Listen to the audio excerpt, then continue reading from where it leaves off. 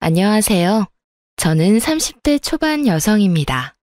한치 앞을 알 수 없는 게 정말 인생인가 봐요. 요즘 제 인생에 큰 문제가 생겼거든요. 이게 참 문제라고 해야 할지 기회라고 해야 할지 그것조차도 잘 분간이 안 가요. 여러분이 끝까지 들어주시고 조언해 주시면 감사하겠습니다. 감사하게도 저희 부모님은 경제적으로 많이 여유로우세요. 부모님께서는 두 분 이름으로 된 과수원을 여러 개 보유하고 있고 농사를 할 때만 빌려주는 땅도 여럿 보유하고 있는 땅 부자입니다. 저도 고등학생 때까지는 남들과 다를 게 없었고 집이 잘 산다는 걸 저는 잘 못 느꼈어요. 시골에 살아서 사치하는 것도 없이 먹는 거 입는 거 남들처럼 평범했죠.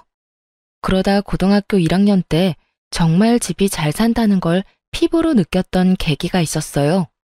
미국에 가보고 싶다는 이 말 딱 한마디에 부모님은 일사천리로 미국 유학을 준비해 주셨죠. 유학비와 생활비는 제가 생각하는 것 이상으로 돈이 많이 들었어요. 오죽했으면 제가 중간에 한국에 돌아갈 뻔했어요. 이러다 엄마 아빠가 땅 다 팔아서 나 때문에 빈털터리 되는 것 아닌지 심각하게 걱정됐거든요. 그런데 그런 일은 안 생기더라고요. 부모님 지원 덕에 돈 걱정 없이 유학 생활을 해보니까 저희 집이 정말 잘 사는 편에 속하구나 하고 자연스레 깨닫게 됐어요. 저는 미국에서 고등학교 과정만 마치고 20살 때 한국에 돌아왔어요. 부모님은 그 후 은퇴 선언을 하고 무리하게 일하지 않으셨어요. 대신 과수원 팔기 싫다고 관리해줄 직원들을 여럿 뽑기 시작하셨죠. 저는 넓은 땅 갔다 와 보니 대학 대신 더 많은 경험을 하고 싶었어요. 부모님께서는 대학은 안 가도 상관없는데 사고만 치지 말라고 하셨고요. 그렇게 저는 한국 잠깐 들어와 있다가 언제나 다시 해외로 빠졌어요. 여행만 다닌 건 아니고 해외 봉사활동도 다니면서 다양한 꿈을 찾아다녔습니다. 그런데 아마 부모님은 제가 부모님 지원만 믿고 자리를 못 잡고 방황만 하는 줄 아셨나 봐요. 어차피 부모님 재산 받으면 평생 먹고 사는데 문제 없었으니까요. 그러다 사회복지사가 되기로 결심했어요. 이 사회에 필요한 사람이 되고 싶었던 게 가장 큰 이유였어요. 다른 직업도 분명 많았지만 사회복지사를 선택한 건 해외에 머무를 때 각 나라의 복지제도에 대해 관심이 많아 이것저것 알아봤거든요. 그렇게 한국에 내려와선 한국의 복지를 가장 가까이에서 들여다보기 시작했어요. 직접 겪어봤는데 직업적인 측면에서 만족도가 크더라고요. 아주 먼 미래에 기회 된다면 지역 복지센터를 직접 창업하고 싶은 꿈도 있었고요. 그렇게 2년 가까이 공부해서 시험에 딱 붙어버려서 사회복지사 2급 자격증을 취득했어요. 그리고 그 다음 해에 지방직 공무원 시험에도 합격했어요. 깜짝 놀랐던 부모님 얼굴이 아직도 기억에 선명하네요. 실제로 복지사 일은 제가 생각했던 것과 다른 일들이 많았고 힘들고 바빴지만 보람이 있었습니다. 하지만 나중에 결혼하고 저는 깨달았어요. 일보다 시댁을 상대하는 게 더 힘들다는 걸요. 저는 일하지 않는 날에는 봉사를 주로 했어요. 그러다 봉사하는 곳에서 치과 의사인 제 남편을 만나게 됐죠. 남편은 겉보기에 좀 차가워 보이고 깔끔해 보이는 인상이었어요. 그런데 의외로 따뜻한 면이 많은 사람이더라고요. 봉사하면서 금방 친해졌고 연애 결혼을 하게 됐어요. 절대 직업만 보고 남편과 결혼한 건 아니지만 남편의 직업이 뿌듯하기도 하고 신기하긴 했어요. 그런 마음은 아마 시모도 마찬가지였겠죠. 아들이 그 정도 직업 가졌으면 어느 정도 비슷한 수준의 며느리를 원하기 마련이잖아요. 결혼 전 시모가 집으로 초대한 적 있어요. 상다리 부러질 정도로 차려놓고 환영해줬었는데 제가 공무원이라는 것만 알고 몇 급인지는 몰랐나 봐요. 맛있는 반찬을 제 앞으로 잔뜩 당기면서 제게 입맛에 맞냐고 묻던 시모는 제가 9급이라는 걸 알고 나서 엄청 실망한 눈치였어요. 급속도로 냉랭해진 분위기에 저는 당황했고 남편이 중간에서 분위기를 풀려고 많이 애썼죠. 그래봤자 시모는 더 이상 제게 관심 없어 보였지만 남편은 저를 위해 바쁘게 침을 튀겨가면서 제 일에 대해 설명했어요. 시모는 아랑곳하지 않고 중간중간 혼자 중얼거리며 코웃음을 쳤어요. 본인 입장에서는 구급 사회복지직이랑 치과의사가 말이 되냐는 거겠죠. 그 후로도 남편은 제가 나란 일을 하고 사람들을 돕는 게 진심으로 뿌듯하다며 언제나 저를 치켜 세워줬어요. 그래서 시모의 반응이 차가워도 크게 신경을 쓰지 않았죠. 그런데 결혼 후에 상황은 또 바뀌더라고요. 저희 부모님이 농사를 크게 짓는다는 걸 알고 시모는 제게 아주 다정하고 친절한 사람으로 바뀌었어요. 하지만 농사 짓는 땅 규모와 부모님 수입을 너무 노골적으로 물어봐서 좀 민망할 정도였어요. 부모님 땅이 몇 평이라고? 아, 농사관에서는 저도 잘 몰라요. 아니, 나는 또 용돈벌이 겸 가볍게 농사 짓는 줄 알았는데 사돈한테 슬쩍 들어보니까 과수원 규모가 꽤 큰 것 같더라. 네, 뭐 여기저기 운영하고 계세요. 그래? 아니, 사람도 여럿 부리는 것 같고 너는 참 좋겠다. 부모님 잘 둔 덕분에 과일은 늘 걱정 없겠구나. 그럼 뭐 나도 이제 한 가족이니 공짜로 과일 좀 얻어먹을 수 있으려나? 당연히 어머님께도 과일 갖다 드려야죠. 그래, 고맙다. 그리고 네가 부모님 항상 먼저 챙겨드려. 이제 한 가족 됐는데 정기적으로 수호치과 와서 진료도 받으시라 하고. 네, 감사합니다, 어머님. 안 그래도 얼마 전에 남편이 부모님 모시고 진료해줬어요. 어머머, 그랬니? 역시 내 아들이지만 참 센스 있지 않니? 그럼 새아가 내가 편하게 하나 물어봐도 되냐? 네? 친정에 대략적으로 토지가 몇 군데나 있는 거냐? 땅은 고향에만 있는 거야? 그 정도 규모면 실질적으로 달에 얼마씩 버는지도 궁금하구나. 어머님, 저도 정말 그런 부분은 자세히 몰라요. 모르면 한번 부모님한테 물어봐. 그런 건 딸도 알고 있어야지. 부모님 땅 규모랑 땅이 어디에 몇 개 있는지 너도 미리 다 알고 있어야 해. 제가 몰라도 알아서 잘 관리하셔서요. 에이, 지금은 잘 관리하신다지만 너도 나중에 네가 받을 땅이 뭔지 한번 체크해 봐야지. 그렇다고 시댁이 엄청 못 사는 편도 아니었거든요. 그런데 한 번이 아니라 만날 때마다 노골적으로 친정의 땅 이야기를 꺼내는 시모 때문에 많이 부담스러웠어요. 제가 애매하게 답을 피해도 꼭 얼굴 볼 때마다 집요하게 묻더군요. 남편 역시 그런 부분을 느꼈는지 시모에게 화를 낸 적도 있어요. 아가, 내가 저번에 물어본 거 부모님한테 물어봤니? 어떤 거요? 아이 참, 얘가 정말 여러 번 말하게 하네. 땅이 몇 평인지 어디에 몇 개나 있는지 알아보라니까. 그게 저도 그런 부분은 부모님한테 물어보기 조금 곤란해서요. 아니, 네가 그 집 딸인데 그게 왜 곤란해? 네? 설마 너 부모님 친딸 아니니? 어머님, 저 솔직히 이런 질문 처음 받아봐서 무척 당황스러워요. 정말 궁금하다는 얼굴로 친딸이 아니냐고 묻는 시모의 무례함에 깜짝 놀랐어요. 남편 역시 놀라서 벌떡 일어나더군요. 엄마, 친딸 아니냐니. 그게 지금 할 말이에요. 그리고 장인어른 장모님 땅을 엄마가 왜 궁금해하세요? 화장실 갔던 남편이 저 대신 엄청 화를 내줬어요. 결과적으로 시모는 꺾이지 않았지만요. 당연히 궁금하지. 사돈네 땅인데. 그러니까요, 엄마. 우리 땅이 아니잖아요. 아니, 사돈 땅이 결국 며느리 땅이 될 거고, 며느리 땅이 결국 내 아들 목 될 거 아니냐? 그리고 내가 너한테 물었냐? 아가, 네가 말해봐. 시어머니가 며느리한테 그런 것도 못 물어? 네, 못 물어봐요. 물어보는 사람이 이상한 거죠. 여보, 안 되겠다. 우리 그만 가자. 남편이 제 손을 끌고 나가려고 하자 시모는 더 이상 참을 수 없다는 듯 남편에게 소리를 질렀어요.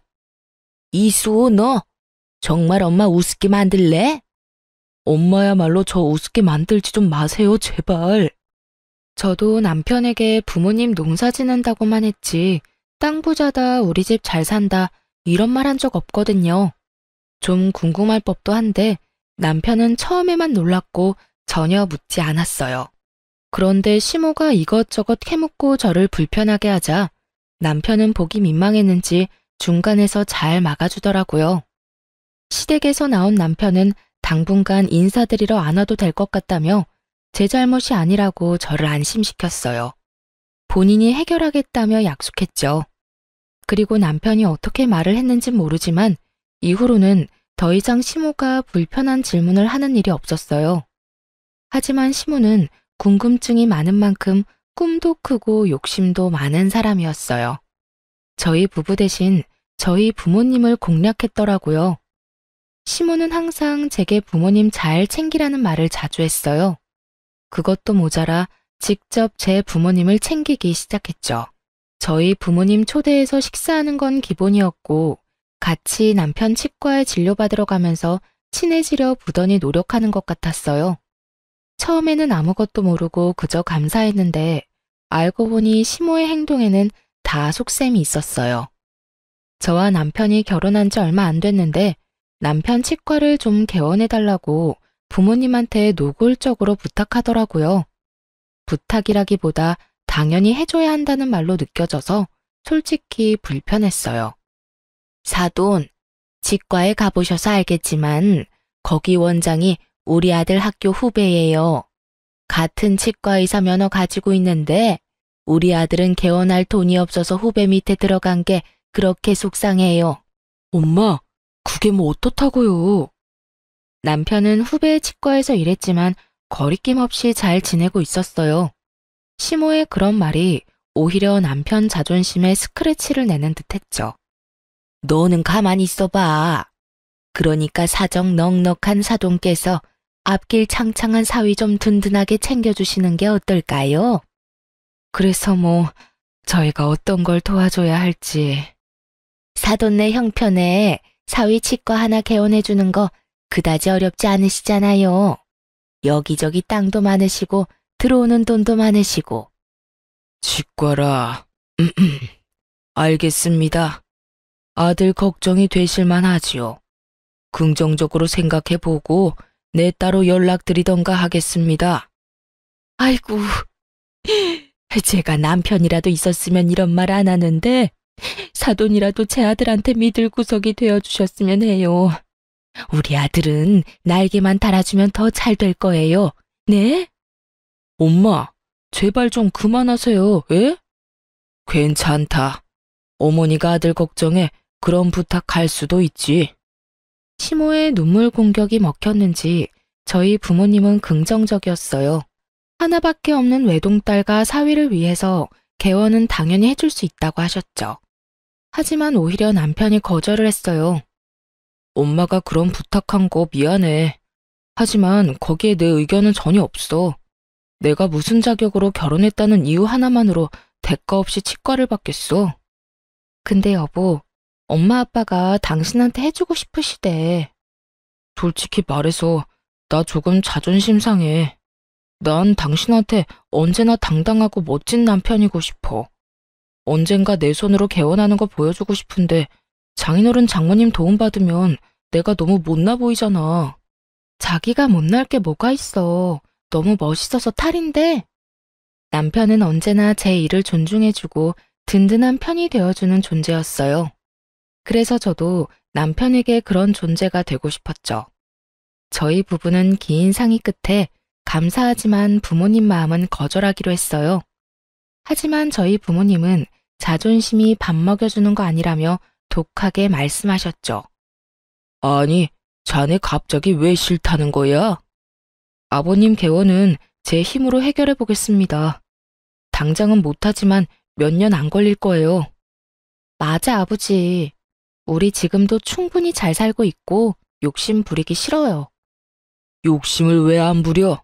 어느 정도 부리면서 살아야지. 그리고 너는 남편이 싫다 하면 너라도 받자고 해야지. 자네 지금 내가 내 딸이랑 결혼했다는 이유 하나만으로 이러는 것 같나? 치과 진료가 얼마나 비싼데 바가지 안 쓰고 안전한 치료를 우리가 또 어디서 받겠나? 앞으로도 우리 가족 치아 건강은 자네에게 부탁하겠네. 그러니 잔말 말고 자네 몫은 자네가 챙겨. 자존심 부리지 말게나. 살아보니 그게 밥 먹여주는 것 아닐세. 그리고 나는 물러 터진 사위보다 똑똑한 사위가 좋아. 그래야 내 딸도 지키지. 그리고 나도 조건이 있네. 아차 싶었어요. 남편이 친정가족들 치과 치료비를 항상 부담하고 있었다는 걸 생각하지 못했어요. 저야말로 남편이 퍼주는 거 공짜로 다 받아놓고 시모 욕심 부린다고 생각한 게 속으로 좀 창피하더라고요. 아빠는 남편에게 치과를 개원해주는 대신 조건을 걸었어요. 만에 하나 저희 부부가 이혼하면 치과 자리를 당장 빼줘야 하고 더 이상 그 자리는 쓸 수 없다고 하셨죠. 남편은 그럴 리 없다고 깜짝 놀라면서도 진지한 아빠의 얼굴에 알겠다고 대답했어요. 시모 역시 이 소식을 듣고 이혼은 당치도 않는다며 웃었죠.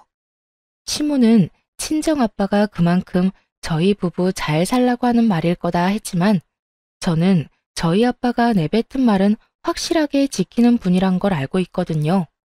정말 아빠는 개원할 상가 자리를 계약할 때 변호사를 불렀어요. 이혼하면 일주일 안에 자리를 빼기로 합의한다는 내용의 서류를 남편에게 작성하도록 시켰죠. 그런데 남편이 치과 개원하자마자 거짓말처럼 시모의 하대가 시작됐어요. 제가 남편의 치과 개원에 대해 생색내고 싶은 건 아니지만 만약에 저라면 제가 반대의 상황이었다면 며느리한테 더 잘해줄 것 같은데 저희 시모는 아니었죠. 여보세요? 어머님 어쩐 일이세요? 주변이 시끄럽구나. 요즘도 많이 바쁘냐? 네, 어머님 계속 바쁘네요. 넌 정말 가만 보면 몇 푼 번다고 그렇게 바쁘게 일해? 네? 그러니까 그깟 사회복지사 일 때려치우고 남편 내조나 해줬으면 하는구나. 어머님, 아무리 그래도 무슨 말씀을 그렇게 서운하게 하세요. 저한테는 제 일도 너무나 중요한 일인데요. 정말 중요한 일은 내 아들이 하는 일 같은 거지. 아니 그리고 복지는 내가 필요한데 넌 왜 엄한 곳 가서 일하니? 누구 도와줘야 보람 느낀다면 우리 집 와서 날 좀 돕던가. 어머님, 저한테 이 일은 그냥 돈 버는 수단이 아니고 배우는 과정이에요. 저도 나름 꿈꾸는 것들이 있는데 좀 응원해 주시면 안 될까요? 그러니까 그걸 우리 집 와서 배우라니까. 내 말이 이해하기 어렵니? 저 바빠서 이만 끊을게요. 어이구, 그래 너 잘났다. 이런 식으로 자주 전화를 해 바쁜 사람을 괴롭히더라고요. 저는 잘못한 거 없이 혼나는 게 일상이었죠.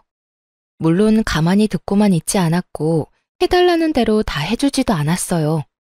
하지만 업무 처리에 이어 시집살이까지 더해지니까 스트레스는 더해갔죠. 남편에게 굳이 말하지는 않았어요. 아니, 따로 말할 시간도 없었어요. 남편 역시 막 개원해서 일이 정말 많이 바빴거든요. 저렇게 최선을 다하는데 굳이 긁어부스럼 만들고 싶지 않은 마음도 컸고요. 그런데 그 전에 제가 먼저 초상날 지경이더라고요. 업무에 치이는 것보다 틈만 나면 똑같은 번호로 쌓이는 부재중 기록이 더 끔찍했어요. 날이 갈수록 살이 빠지고 수척해지자 남편도 어디 아픈 곳 있냐며 묻더라고요. 하지만 업무로 바쁜 남편 역시 저와 비슷하게 살도 훨씬 빠져 있고 얼굴도 수척했어요. 걱정하는 남편에게 저는 함께 거울을 보자며 둘 다 꼴이 많이 아니라며 애써 웃어 보였죠. 보약이라도 지어 먹자며 넘긴 다음 날 큰일이 터진 거죠. 여느 때처럼 시모에게 전화가 왔는데 실수로 전화를 받고 말았어요. 밥 먹기 전에 들으면 체할 것 같아 그냥 모르는 척 끊을까 별 생각을 다 했어요. 그런데 수화기를 뚫고 나오는 시모의 고함 소리에 깜짝 놀랐죠. 야, 너 고졸이라며? 부모님 통해서 우연히 알게 됐는지 우렁찬 목소리로 시비를 걸더라고요. 사실 복지사 2급 자격증은 대학교 졸업이 필수인데 제가 유학까지 갔다 와선 뒤늦게 사회복지에 관심 생겨 학점 은행제로 준비했거든요. 온라인으로 취득한 학위이고 부모님도 그럴듯한 대학교는 다닌 적 없다고 알고 계시니 시모에겐 고졸이라고 말했던 거겠죠. 그걸 어떻게 들었는지 아주 속았다며 씩씩거리는 시모였어요. 시골 출신에 고등학교밖에 졸업 못했는데 감히 치과 의사인 내 아들을 넘봐? 너 도대체 양심이 있는 거니? 어머님, 고등학교만 졸업한 게 무슨 죄라도 지은 거예요? 제가 왜 어머님한테 이렇게 혼나야 하는지 도통 모르겠네요. 저는 유치하지만 욱해서 저 미국 유학 간 건 못 들으셨나 봐요? 라고 할 뻔했어요.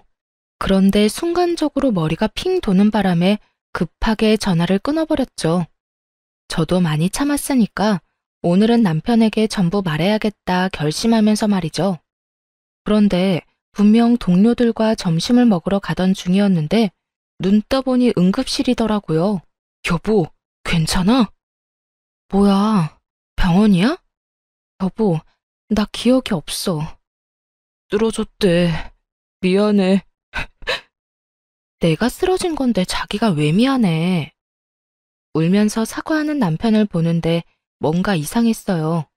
보니까 제 핸드폰을 꽉 쥐고 있더라고요. 핸드폰을 받고 보니까 역시나 시모 부재중 전화가 100통 넘게 쌓여 있었어요. 제가 눈을 뜨기 전까지 제 핸드폰을 살펴봤나 봐요. 그동안 시모가 저를 구박하고 닥달하는 문자와 연락들을 다 본 건지 너무 미안하다며 병원에서 무릎 꿇고 사과하는 착한 사람이었어요. 대충 보니까 제가 쓰러진 후에도 고졸이 어쩌고 저쩌고 제게 며느리가 아니라 순 사기꾼이라며 폭탄 문자를 보내놨더라고요. 남편은 제 핸드폰에서 시모 전화번호를 차단시켰어요. 제가 기운을 차리고 나서야 눈치 못 챈 자신의 잘못이 크다며 왜 진작 말 안 하고 참고만 있었냐며 저를 혼내더라고요. 그러곤 제 앞에서 시모에게 연락해 분명하게 화를 내는 남편이었어요. 엄마가 사람이에요? 툭 하면 일 그만둬라. 남편한테 내조해라. 우리 집 와서 빨래나 해라. 그런 문자들을 도대체 왜 보낸 거예요? 그걸 네가 어떻게 알아? 아휴, 그새 지 신랑한테 다 일렀나 보네. 내가 어디 무서워서 며느리한테 문자 한 통 보내겠냐? 이 사람 쓰러졌어요. 아니 어떻게 남보다 더 하세요? 한 통이요? 한 통이라고요? 내가 본 것만 몇백 통인데. 그리고 이 사람이 고등학교를 졸업하든 대학교를 졸업했든 그게 어머니랑 무슨 상관이에요? 학력 당연히 상관이 있지. 아니, 걔가 쓰러졌다고? 지금부터라도 무서운 줄 아시고 연락하지 마세요. 차단해놨지만 혹시라도 다른 번호로 연락하지 마시라고요. 그 이후로 시모의 연락은 물론 명절에도 시댁에 갈 필요 없다며 저를 안심시켜주더라고요. 정말 이번 명절에 어머님 댁 안 가도 돼? 엄마가 정신 차리고 제대로 사과하실 때까지 절대 안 만날 거야. 꽤나 단호한 남편 보고 저는 차라리 진작 말할 걸 후회했어요. 머뭇거리지 말고 진작 말했으면 이렇게 내 건강까지 악화되지 않았을까 싶었죠. 언제나 제게 잘해주는 남편이었지만 혹시나 저와 시모의 갈등과 불화를 알면 부부 사이에 불화가 생기진 않을까 머뭇거린 것도 사실이에요. 완벽한 내 편이 되어준 남편 덕에 시모는 많이 반성한 듯 보였어요. 굳이 저의 직장에 찾아와서 고생이 많다며 말 몇 마디 건네러 오셨더라고요. 다른 동료들에게 며느리 잘 부탁한다며 인사도 했죠. 몸은 좀 괜찮고? 네, 남편이 많이 챙겨줬어요. 네가 이렇게 힘들게 일하는지도 모르고 그동안 내가 심술 부려서 미안하구나. 그렇게 찝찝하지만 시모와 화해를 했어요. 다시는 저희 부부 사이에 껴서 일을 만들지 않겠다며 남편과 약속도 했다더라고요. 그땐 정말 시모의 진심이 보였거든요. 그리고 남편을 봐서라도 한 번 더 그 진심을 믿기로 했어요. 남편도 한 번 더 엄마를 믿고 싶었을 거고요. 사과를 받고 화해를 했지만 그 뒤로 시댁과 전처럼 큰 교류는 없었어요. 그런데 남편 치과에 갔다가 입구에서 시모랑 시모 친구들이랑 딱 마주친 거예요. 세아가, 어머님, 오늘 치과 진료 보러 오셨어요? 아니, 오늘은 나 말고 내 친구들 진료 본다 해서 따라왔지. 어머, 이렇게 마주칠 줄 알았으면 미리 연락할 걸 그랬다. 여기 얘들아, 내가 항상 칭찬했던 내 며느리. 시모는 제게 친한 척 팔짱을 꼈고 마치 친구들에게 사이가 좋다는 걸 보여주려 하는 느낌이었죠. 아, 어머님 친구분들이세요? 안녕하세요. 안녕하세요. 결혼식 이후로 처음 보네요. 결혼식이 워낙 정신없는 날이니까 다들 누군지 기억은 잘 안 났어요. 대충 들어보니 시모의 대학 동문들이었죠. 저 새아가, 혹시 너 차 가져왔으면 유압 식당까지만 우리 태워줄래? 참 차키를 손에 들고 있는데 차를 안 가져왔다고 할 수도 없는 노릇이었어요. 게다가 시모가 전보다 조심스럽게 부탁을 해서 딱 잘라서 거절하기 어렵더라고요. 아직까지는 시모랑 관계가 많이 어색했어도 시모만 있는 게 아니었으니까 눈 딱 감고 부탁을 들어줬죠. 그런데 식당까지 태워주고 가려는데 시모가 밥 먹고 가라며 계속 붙잡아서 저는 예상에도 없던 식사 자리까지 합석하게 되었어요. 한참 식사를 열심히 하던 시모 친구들은 갑자기 웃으며 영어로 대화를 시작하더라고요. 너무 어이가 없었죠. 이게 뭔 일인가 싶었고요. 안 그래도 자리가 불편해서 밥을 깨작거리고 있었는데 난데없는 영어 대화에 이게 무슨 상황인가 눈치만 살폈죠. 영어로 대화하는 걸 한참 가만히 듣고 있었는데 듣다 보니 학벌에 민감했던 게 아마 친구들 때문이었던 걸까 싶었어요. 몇 명이 좀 유난스럽게 발음을 굴리며 저를 한 번씩 쳐다봤거든요. 아마 알아듣는지 못 알아듣는지 마치 저를 테스트하는 것 같았어요. 그리고 시모는 친구들보다는 서툰 영어였지만 대화에 참여하기 시작했죠. 의도를 알고 나니 기분이 조금 나쁠 수도 있는 상황이었지만 저는 그냥 나이에 관계없이 언어를 열심히 공부하는 시모와 시모 친구들이 오히려 멋있다고 생각이 들더라고요. 그런데 갑자기 시모 친구 중 한 명이 저를 보고 기분 나쁘게 웃었어요. 지금 우리 대화 못 알아듣는 거냐고 그 사람이 말하기 시작하자 그들의 일상적인 대화는 멈추고 타겟은 제가 되었죠. 시모 친구가 제 얼굴이 성형하지 않은 자연인지 묻더라고요. 그리고 시모는 못생겼지만 자연이라고 답했어요. 전부 다 문법도 틀리고 그렇게 영어가 유창한 것도 아니었는데 그런 실력으로 저를 험담하는 게 너무 기분 나빴죠. 어머님, 모르셨나 봐요. 저 자연 아니고 코는 주사 맞은 거예요. 그리고 그 정도 유치원생 수준의 영어는 저도 다 알아듣죠. 어머님 사람 참 쉽게 안 바뀌죠? 친구들 앞에서까지 저를 모욕 주시네요. 제가 꽤나 유창하게 영어로 말하자 한 번에 못 알아듣는 시모와 친구들이었어요. 제가 미국에서 고등학교 졸업했다고 시모에게 굳이 말 안 하길 잘했다 생각했죠. 그럼 그 실체도 모르고 넘어갔을 테니까요. 막상 제가 영어를 너무 잘하자 시모는 또 깜짝 놀라는 눈치였어요. 고졸은 그 정도 영어도 못하겠지 또 속으로 무시했겠죠.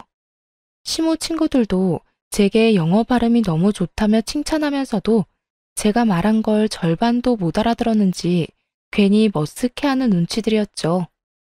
저는 다시는 시모에게 속지 않으리라 생각하고 이만 자리를 뜨려고 했어요. 시모 친구가 알 수 없는 말을 하기 전까지는 말이죠. 촌스러운 진주 목걸이를 맨 시모 친구가 호웃음을 치며 제 호기심을 자극하는 말을 하더라고요. 어머, 그런데 영어 잘하는 거 보니까 거짓말은 아닌가 보네. 네? 땡땡 여자대학교 나왔다면서요? 수호 엄마 말이 사실인가 봐. 솔직히 의심했거든요. 그렇잖아. 그깟 공무원 할 리가 없잖아. 근데 공부도 잘하면서 왜 돈도 얼마 못 버는 공무원 일을 해요? 혹시 부모님 믿고 돈 욕심은 안 부리는 타입인 건가? 아니, 뭔가 오해가 있으신 것 같은데 저는 땡땡 대학교 안 나왔습니다. 응? 분명 땡땡 여자대학교 나왔고 7급 공무원이라 들었는데? 수엄마, 말해봐. 며느리 땡땡 여대 나왔다며? 아니, 그게 말이야. 처음에는 시모의 친구들이 여러 명이니까 며느리들을 헷갈렸을 수도 있겠다 싶었어요. 그런데 흘러가는 분위기를 보니 시모가 저에 대해 거짓말한 게 분명히 맞더라고요. 시모는 곧 얼굴이 벌개져서는 오히려 제게 따지기 시작했어요. 아마 자기 장단을 좀 맞춰달라는 신호를 보낸 거겠지만 제가 호구도 아니고 그 상황에서 왜 시모 장단을 맞춰주겠어요? 너 무슨 소리냐? 뭐 잘못 먹었어? 아이 참, 우리 며느리가 저번에 과로로 쓰러지고 아직 상태가 안 좋나 봐. 어머님, 저 멀쩡해요. 제가 땡땡여대 나왔다고요? 저 고졸이라고 어머님이 소리 지른 그날 저 쓰러졌었잖아요. 기억 안 나세요? 어머 세상에 고졸? 명문대 나왔다는 거 다 거짓말이었네. 콧대 높은 시모 친구들은 이때까지 며느리 자랑 해왔던 게 다 거짓말이었냐며 시모를 비웃기 시작했어요. 이게 친구 사이가 맞는 건지 헷갈릴 정도로요.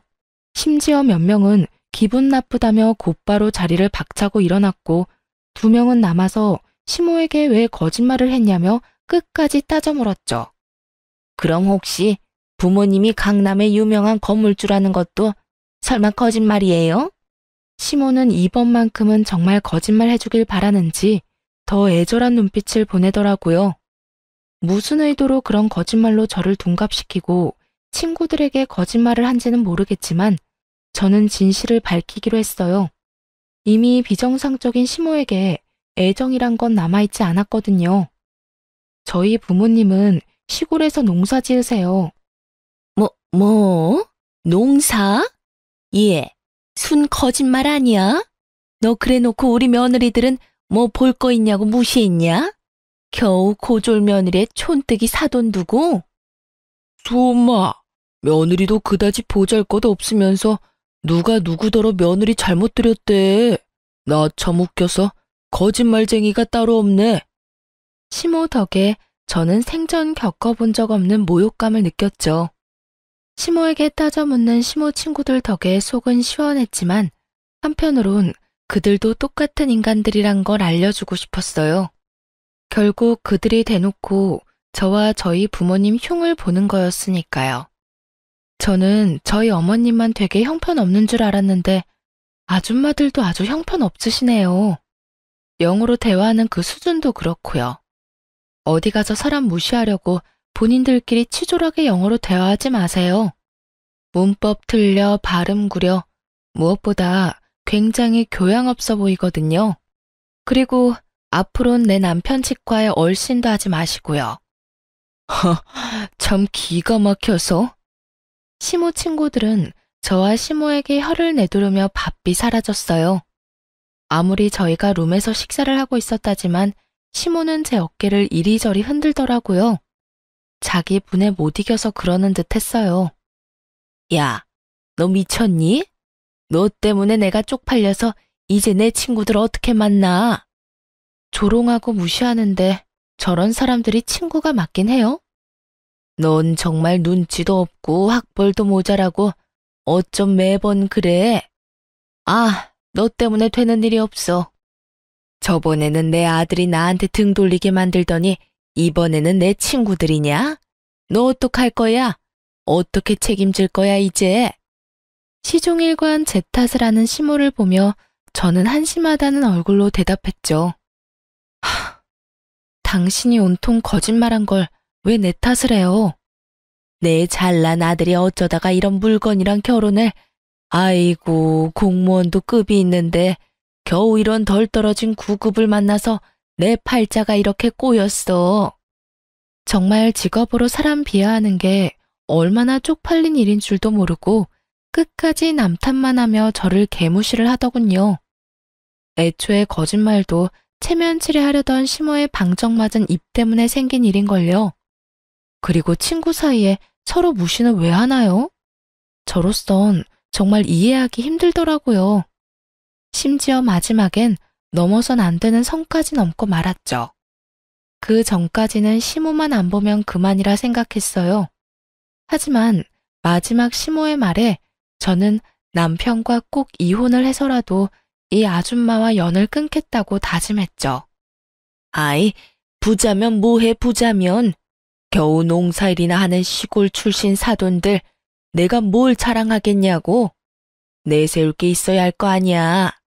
강남 땅 부자라고는 해줘야 내 기가 살지. 그래야 치과 의사인 내 아들 기가 살지. 내가 거짓말한 게 내 잘못 같니? 네 부모랑 네 잘못이란 생각은 안 들어? 듣다 부모님 욕까지 하려는 시모에게 저는 분명하게 선언했어요. 아마도 그녀가 가장 듣기 싫어할 말을요. 아, 그러세요? 그럼 당신 아들 치과 개원시켜준 게 누군데? 바로 우리 부모님이야. 그새 잊었어? 곱게 늙어 이 아줌마야. 그렇게 살다간 당신이 끔찍하게 여기는 잘난 아들 삶까지 철저히 망가질걸? 뭐? 야, 너 말하는 게 아주 싹수가 노랗구나. 이제야 본색을 드러내고 있어. 내 아들이 이 모습을 봐야 하는데. 그리고 내 아들이 왜 망가져? 너 정신 나갔니? 네가 뭔데 내 아들에 대해 함부로 떠들어? 똑바로 들어요. 당신 아들 망가지는 그 시작점이 바로 나예요. 당신 아들이랑 당장 이혼할 거니까 혹여나 붙잡을 생각 마요. 난 이만 물러날 테니까 본인이 꿈꾸는 며느리랑 사돈들 열심히 찾아서 꼭 당신 잘난 아들 옆에 새로 세워요. 알겠죠? 너 주제를 모르구나. 네가 없다고 우리 아들이 왜 망가져? 참나, 내가 못할 줄 알아? 내 아들 이제 어엿하게 치과 개원해서 원장인데 돌싱이라도 너보다 좋은 스펙 여자들 줄을 설 것이다 아마. 아줌마, 과연 그럴까요? 제가 마구 비웃자 시모는 기분 나쁘다며 벌떡 일어나 저의 멱살을 잡기 시작했죠. 강하게 뿌리치려는 그때 마침 식당에 도착한 남편이 아연질색하며 시모를 대신 밀치더군요. 이젠 남편이 어떻게 알고 찾아온 건지도 상관없었어요. 저는 시모에게 질릴 대로 질려서 남편 역시 꼴도 보기 싫더라고요. 당신 괜찮아? 안 괜찮아 보다시피. 당신이랑 당신 엄마 이제 정말 지긋지긋해. 난 정말 더 이상은 당신이랑 엮이고 싶지 않아. 너희 엄마 나로 모자라서 이젠 우리 부모님까지 모욕하더라. 인간이라면 절대 하면 안 될 짓이지. 더 이상 상종하고 싶지 않아. 여보, 내가 정말 미안해. 일단 우리 집 가서 얘기하자. 응? 아들, 뭘 네가 미안해. 이제 쟤랑 끝이다. 네가 방금 쟤 말하는 꼴을 봤어야 해. 아주 몹쓸 물건이야 저거. 엄마, 제발 그만해요 제발. 이제 정신 차렸다면서요.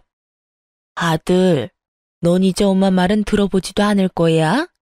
저 여우 같은 게 저번부터 슬슬 이간질하며 너랑 내 사이 갈라놓는 걸 아직도 모르겠어? 그건 엄마겠죠. 멀쩡한 아들 부부 사이 갈라놓는 게 엄마잖아요. 아니, 아들이 치과에서 하면 뭐해요? 나 아직 아무것도 아니야. 공부한다고 쌓인 학자금 갚느라 아직 숨통도 안 트였어. 겨우 이 사람이랑 장인어른 지원 덕에 먹고 사는 거라고. 근데 이게 무슨 경우야? 엄마가 무슨 자격으로 내 결혼 생활을 이런 식으로 망쳐요? 남편이 울부짖는데도 시모는 믿는 구석이 있는지 코웃음을 치더군요. 걱정 마. 엄마가 변호사 알아볼 테니까.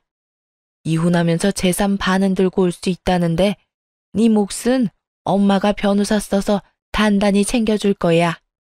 아무런 이유 없이 이혼당할 수는 없지. 너 이제 원장님이야. 무서울 거 없고 꿀릴 거 없다고. 말도 안 되는 소리 마요 진짜. 그리고 그 치과가 내 거예요? 아니 엄마는 왜 사람이 고마워할 줄을 몰라요 왜? 참나. 이제 네가 원장인데 당연히 네 치과지. 그리고 줬다가 빼앗는 게 뭐 쉬운 줄 아냐? 어디서 주워 들은 건 있는데 무식해서 정확하게 알지 못하는 시모였어요. 왜 그런 말이 있잖아요. 무식하면 용감하다. 딱 그런 모습이더라고요. 유책 사유도 제게 없을 뿐더러 부부 재산을 반반 나누기에는 혼인 기간조차도 한참 모자랐죠. 남편은 이미 알고 있는 눈치인지 새하얗게 질려 연신 나불대는 시모의 입을 막기 급급했죠. 저는 그런 시모의 모습에 제대로 웃음이 터졌어요. 아, 너무 웃겨서 눈물이 다 나네. 죄송하지만 저 한마디만 할게요. 저 지금까지 봉사하고 다니느라 모은 돈 많지 않아요. 아직 부모님한테 상속받은 거 아무것도 없어서 재산은 하나도 없다고요. 있다 해도 법적으로 나눠 가질 수 없는데 뭘 제대로 알고나 말하세요. 반반 나누기에는 결혼 생활이 너무 짧잖아요. 뭐 우리가 이렇게 단기간에 이혼하는 건 다 아줌마 탓인 건 아시죠? 재산을 반으로 나눌 수 없다는 말에 시모는 꽤나 당황하는 눈치였죠. 그러더니 호흡이 점점 거칠어지더군요. 애써 괜찮은 척 자기 아들 치과 하나는 건졌으면 됐다고 가슴을 쓸어내렸어요. 그러면서도 제게 본때를 보여주겠다는 비장한 표정을 짓더군요. 그러면서 시모는 남편에게 당장 이혼하라며 온 힘을 다해 호통쳤어요. 혹여나 이혼하면 치과 건물 그대로 반납하고 남편은 빈손으로 나가기로 계약서 썼는데 그 중요한 사실을 시모만 모르는 듯 했어요. 한 번 언질했던 건 정말 저희 아빠의 농담인 줄 알았나 봐요. 망연자실한 얼굴의 남편이 힘겹게 정말 그만하라고 시모를 붙잡았어요. 엄마, 제발. 남편이 잘못한 게 있다면 저런 시모 밑에서 태어난 거라 생각했어요.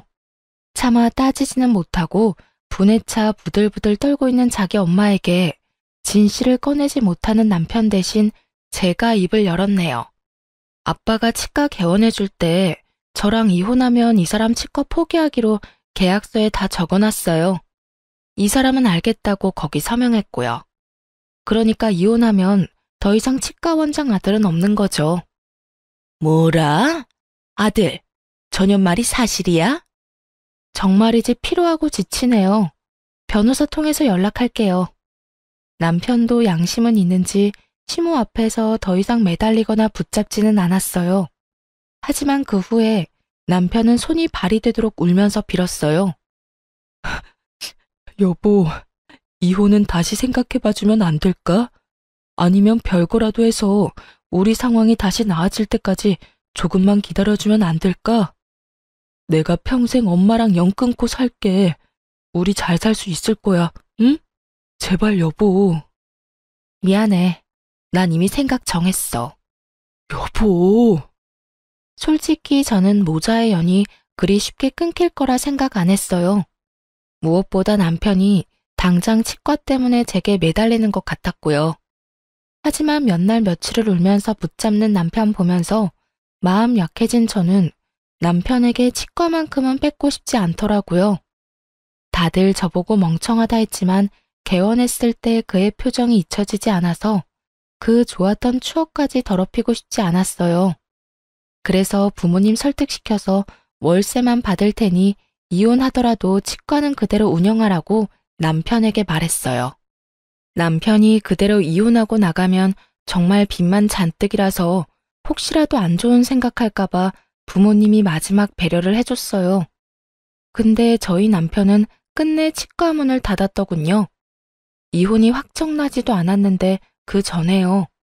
부모님은 치과를 그렇게 쉽게 포기할 줄 몰랐다고 하셨어요. 남편이 저를 사랑하는 마음만큼은 진심인 것 같다고 말이죠. 하지만 저는 그게 그의 알량한 자존심이라 생각했어요. 그런데 정말 저를 사랑하고 제게 미안해서 한 행동이란 걸 나중에 알았죠. 치과문 왜 닫았어? 내가 무슨 염치로 무슨 자격으로 거기 계속 있어. 사위가 아니라 월세 내는 임차인으로 남으면 되는 거잖아. 너한테 마지막으로 해줄 수 있는 게 뭘까 생각해봤어. 너한테서 내가 깔끔하게 떠나는 게 맞더라. 구질구질하잖아. 계속 네 주위에 맴도는 것 같고. 저 역시 남편을 너무나 사랑했기에 이혼하면서 너무 힘들었어요. 그 말을 들으니 불화의 시작인 시모가 더 밉더라고요. 그런데 아들 이혼시킨 시모는 끝까지 정신 못 차리고 친정집에 찾아와서는 자기 아들 한 번만 봐달라고 난동 부리기까지 했어요. 조용히 자숙하고 있어도 용서가 안 되는데 생각할수록 참 염치가 없는 아줌마였죠. 새끼가 다 오해한 거예요. 제 말 좀 들어보세요, 사돈. 아, 됐습니다. 내가 내 새끼 얘기를 듣지 왜 아줌마 말을 듣겠습니까? 그럼 나 말고 우리 아들이라도 좀 봐줘요. 난 괜찮으니까 이렇게 우리 아들 내치지 마요. 당장 꺼지라니까. 당신네 딸 어디 내 아들만큼 잘난 신랑 만날 수 있을 것 같아요? 보졸에 겨우 사회복지 사면서 재혼이나 제대로 할 수 있을지 모르겠네요. 아, 이 여편네가 근데 아직도 정신을 못 차렸네. 미안하지만 그놈의 치과의사고 뭐고 다 필요 없어. 후회할 말씀 마세요. 제가 굽히고 들어갈 때 사돈도 적당히 하고 사과 받으시면 되잖아요. 그만하세요. 새아가. 새아가라고 부르지도 마시고요. 남의 집 와서 이게 무슨 행패죠? 이미 아줌마 아들이랑 얘기 다 끝났으니까 경찰 부르기 전에 돌아가세요. 너 정말 내가 고졸의 촌뜨기라며 한마디 한 걸로 이러는 거냐? 뭐? 당신이 뭔데 그런 말을 해?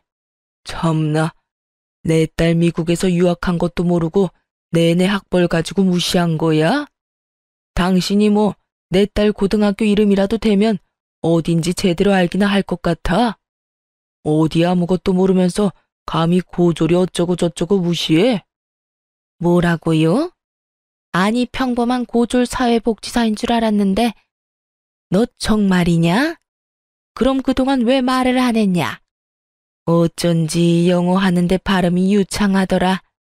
미국에서 학교 다닐 정도면 돈도 많이 들고 공부도 엄청 잘해야 할 텐데 하긴 치과도 지체 없이 턱턱 개원해준 걸 보면 집에 정말 돈이 많기는 한가 보구나. 말하면 뭐가 좀 달라졌을까요? 당신이 여기서 이럴수록 아들 꼴만 우스워지니까 이제 그만하세요. 결국 포기할 줄 모르고 경찰이 올 때까지 넋두리를 했어요. 한 맺힌 듯 궁시렁거리는데 모르는 사람이 보면 제가 잘못한 줄 알겠네요. 시모는 이런 시골 구석에서 기껏 농사하면서 돈을 어디서 많이 벌었냐며 궁금해했어요. 참다 못한 저희 친정엄마는 도저히 못 들어주겠다며 소금을 한 바가지 퍼와서 시모에게 마구 뿌리셨죠. 아이, 이게 무슨 짓이에요? 우리가 어떻게 돈을 벌었는지 궁금해?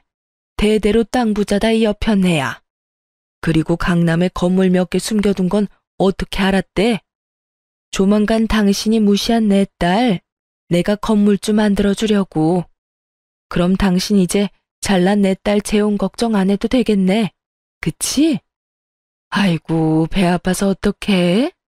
이혼 안 했으면 우리가 사위한테 전부 물려줄 수 있었던 땅들인데 말이야. 당신같이 돈 냄새 맡고 구린내 풍기는 인간들 때문에 우리나 내 딸이나 어디 가서 가진 티를 안 내는 거야. 사실 저희 엄마 아빠 두 분 다 대대로 큰 농사 짓는 집안의 딸 아들이었어요.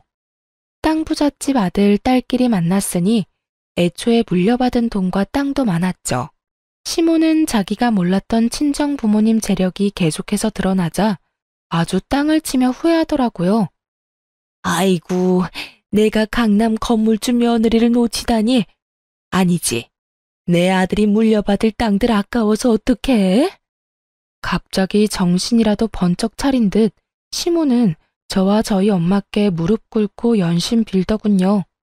하지만 이미 아빠는 꼴도 보기 싫다며 문 닫고 방에 들어가신 지 오래였고요. 시모는 그동안 일을 싹 다 잊어주면 자기가 앞으로 며느리한테 기면서 살겠다고 두 손 모아 싹싹 빌더라고요. 아주 소금 짠내보다 더 짠내 나는 시모였어요. 경찰이 도착하고 나서야 저희는 그 여자에게서 해방됐답니다. 다행히 이혼 확정되고 나서부터는 돈에 미친 아줌마는 안 찾아왔어요. 조정기간 때는 지푸라기라도 붙잡는 심정으로 찾아왔던 것 같고요. 콩고물 떨어질 거 있을 때는 달려들고 아닐 때는 완전히 나가 떨어지더군요. 하지만 분명 가지지 못한 땅들 욕심내며 평생 가슴에 두고 후회하겠죠? 저는 이혼하고 몇 년은 정말 남편을 잊기 위해서 열심히 살았어요. 그리고 현재는 복지직 일도 그만뒀답니다.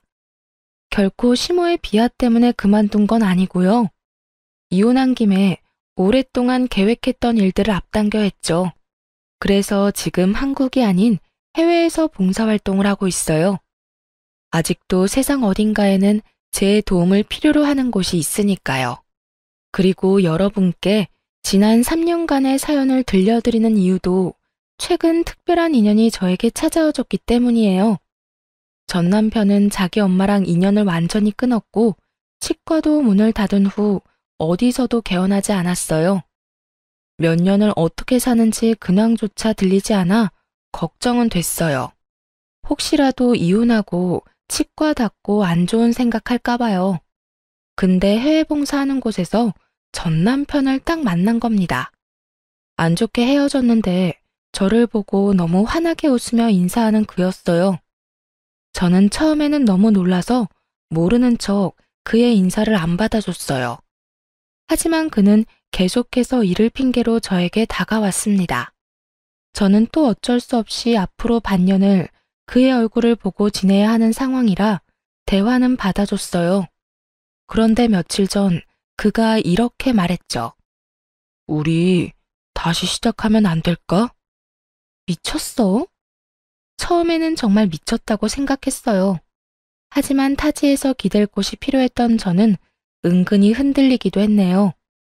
이렇게 여기저기 떠돌아다니면서 우리가 마음 가는 곳에 정착하자. 나 어디서든 밥벌이는 할 수 있어.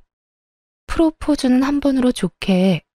더 이상 너랑 엮이고 싶지 않다는 말 기억 안 나? 그건 우리 엄마한테 하는 말 아니었어. 나 우리 엄마랑 완전 인연 끊었어. 솔직히 금방 끊지는 못했어. 그럴 자신이 없어서 너랑 이혼도 한 거였어. 너 더는 힘들게 하고 싶지 않았거든. 이혼 후에 전시모는 보란 듯이 더 잘 살아야 된다며 집안 괜찮은 여자 소개시켜 줄 테니 얼른 재혼하라고 아들을 들들 볶았나 봐요. 전시모는 하루도 빠짐없이 여자 리스트를 뽑아왔다고 하더라고요. 전 남편은 안 그래도 저와 이혼 후 많이 힘들었는데 더 힘들게 하는 엄마를 보면서 마음을 다잡고 결심했대요. 자기가 숨쉬고 살려면 엄마와 시간을 두고서라도 모자의 연을 완전히 끊어야겠다고요. 그렇게 전 남편은 모든 걸 정리하고 백수로 며칠 살다가 우연한 기회로 제 소식을 듣고 함께 해외 봉사에 참여한 거였대요. 저는 감정에 휩쓸려 같은 실수를 반복하고 싶지는 않아서 그를 외면하곤 곧바로 한국에 계시는 친정 부모님께 말씀을 드렸어요. 그런데 엄마 아빠가 싫어하는 눈치는 아니었어요. 아빠가 말씀하시길 전 남편이 이혼할 때도 몇 번이나 자기가 모자라서 생긴 일이라고 찾아와서 무릎 꿇고 사죄했다고 하더라고요. 그리고 전 남편은 이혼하면서 결혼 후 치과 운영했던 개월수를 계산해서 월세도 한꺼번에 입금했다 하네요. 부모님은 일부러 제가 신경 쓸까봐 말 안 했고요. 마음이 너무 싱숭생숭한데 어제 전 남편이 제게 한 번 더 물었어요. 너 정말 나랑도 더 이상 엮이고 싶지 않아? 지난 몇 년 동안 나 정말 열심히 일했어. 이젠 빚도 없고 나 모아둔 돈도 꽤 있어. 근데 내 옆에 당신만 없더라. 지금 당장 대답하지 않아도 돼. 같이 지내는 시간만큼이라도 긍정적으로 생각해줘. 기다릴게. 시모와의 마지막을 제게 이야기해주며 절대 다시 만날 일 없다며 안심시켰어요. 아무리 아들이 이혼하고 원장 소리는 못 들어도 어쨌든 치과의사잖아요. 그런데도 전 시모는 욕심을 버리지 못하고 전 남편에게 심한 말을 했다네요. 너 어디 여자 보는 눈 없어서 쫄딱 망한 걸 엄마 탓을 해? 천하의 썩을 놈. 너 어디 나랑 영 끊고 잘 사는지 내가 두고 본다. 나 때문에 이혼한 거는 원망스럽고 내 덕에 원장 소리 들었던 건 안 고맙고 에라이 괘씸한 놈아. 끝까지 자기 잘못은 없다는 전시모. 너무 이기적이지 않나요? 가만 보면 아들로서 사랑하기보단 자신의 인생 전리품으로 그 사람을 생각하는 듯 했어요. 결국 자업자득으로 혼자가 됐다고 생각해요. 과연 세상 끝나는 날에도 끝까지 아들을 안 찾을지 의문이네요. 저희 부모님은 그냥 마음 가는 대로 재결합하고 싶으면 하라고 하셨어요. 이제는 못된 시모도 더 이상 없고 전 남편의 사람 됨됨이는 이미 검증됐다고 말이죠. 그래서 제가 요즘 고민이 많아요, 여러분. 여러분은 제가 전 남편과 재결합하는 걸 어떻게 생각하시는지 궁금해요. 실제로 저랑 비슷한 사례가 많다는데 저는 그 끝까지 안 가봐서 무섭거든요. 사실 전 남편에 대한 마음은 여전히 남아있는데 재결합하는 건 조금 두려워요. 그렇다고 연애를 하는 것도 웃기고요. 여러분의 의견을 댓글로 남겨주시겠어요? 그럼 지금까지 긴 사연 들어주셔서 정말 감사합니다.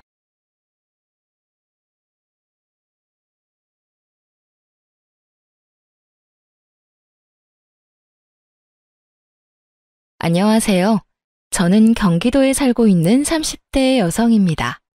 전 그렇게 길지 않은 결혼 생활 끝에 며느리를 돈 나오는 ATM기 정도로 아는 시모와 친정의 호의를 개똥으로 한 남편에게 시원하게 한 방 먹이고 이혼을 해버렸는데요.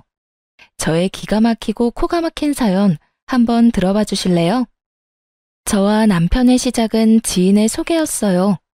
우연히 지인과 함께하는 식사 자리에 남편도 함께 합석하게 되었고 그 자리에서 자연스럽게 소개를 받게 되었어요. 처음부터 남편이 마음에 들었던 건 아니었어요. 하지만 만나면 만날수록 괜찮은 사람이란 생각이 들었고 자상하고 다정한 남편의 모습이 좋아지며 연애까지 하게 되었죠.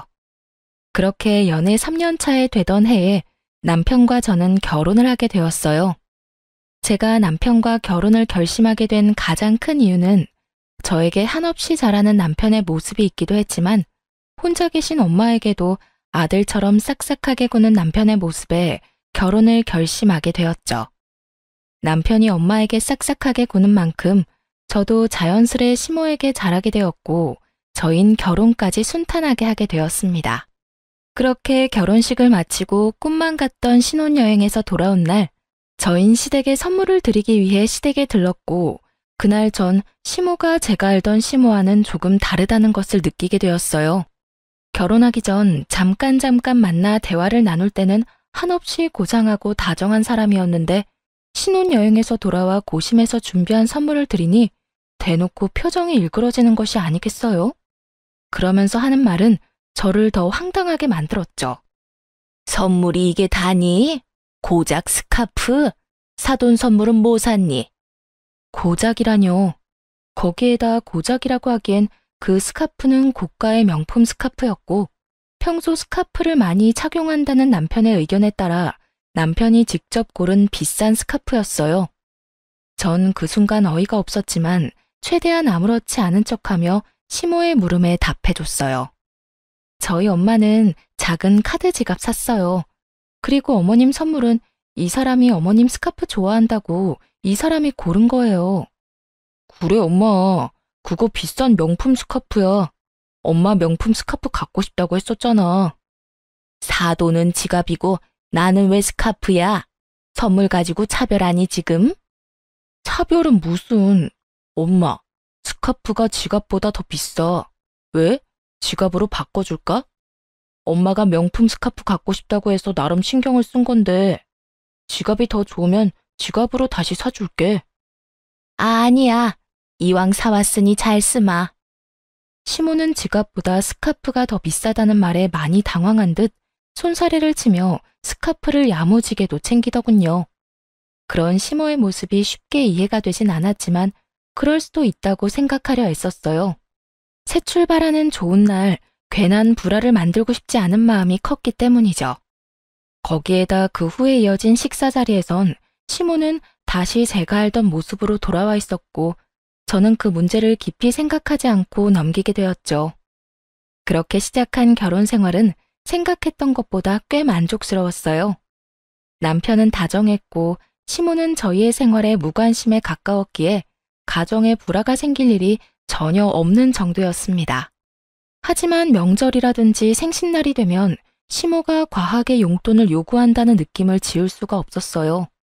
그래도 좋은 게 좋은 거라고 형편껏 다 맞춰드리려고 노력했는데 생일을 얼마 앞둔 어느 날 시모가 전화로 이런 말을 하더라고요.